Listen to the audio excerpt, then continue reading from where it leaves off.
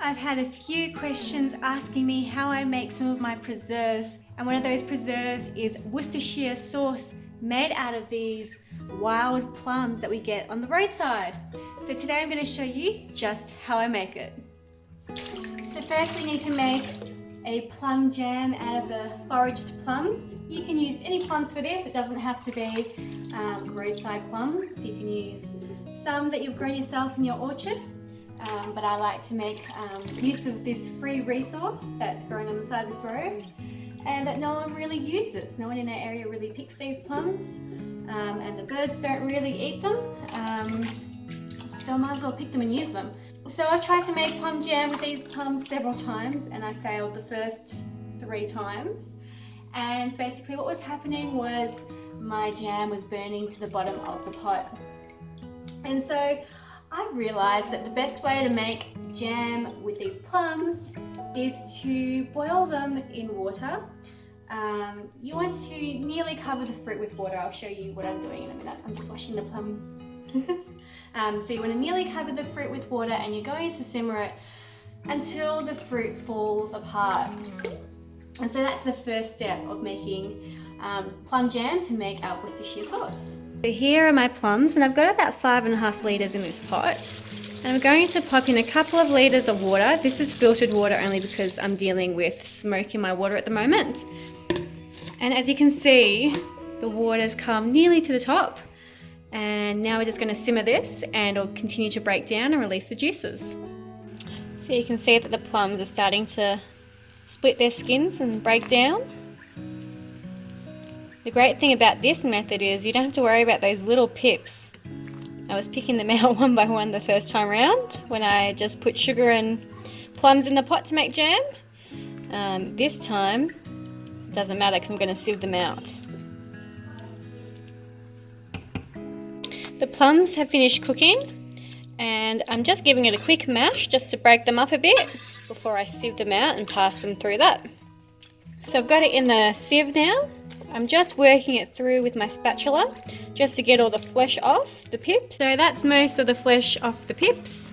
I'm just going to put this in the compost. And this is what I'm left with, and I'm going to make jam with this. So to make jam, it's usually equal parts of fruit and sugar. I'm not going to use equal parts. I'm going to use a little bit less sugar in here because I don't want to use that much and I don't think it needs it. I'm going to add some more molasses later on. I'm also not going to worry too much about the jam setting. We're not going to put it in a jar and spread it on toast. This is just going to be transferred back into the pot after I weigh it out, after it's cooked, so I can make Worcestershire sauce with it all. But if you were making plum jam to put in the jar to use on toast or whatever, then you would have to think about set point.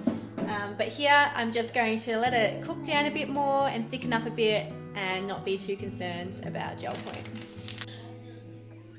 I've got 3 kilos of plum jam in here, so I'm going to triple my recipe because it's in 1 kilo increments. Per 1 kilo I'm going to add 1 kilo of white vinegar, and per kilo of jam I'm going to add in 700 grams of this panela sugar. It is a sugar that still has all its treacle in it. If you have treacle or molasses, use that instead, but I've got this in my pantry and I want to use it up. Per kilo of jam, you need to add 1 tablespoon of salt. Per kilo of jam, you want to add a tablespoon of minced garlic. Per kilo of jam, you want to add 2 tablespoons of allspice berries and 2 tablespoons of whole cloves, and a teaspoon of pepper per kilo of jam, as well as half a grated nutmeg. And lastly, 4 dried chilies that have been crushed. And now to let it simmer for about an hour. I restarted this morning because I bailed last night. It was getting too late, so I finished cooking it today. It's been simmering for an hour. It's reduced nicely. It's imparted all the beautiful spicy flavors in it. And now I'm just going to strain it off and bottle it into jars.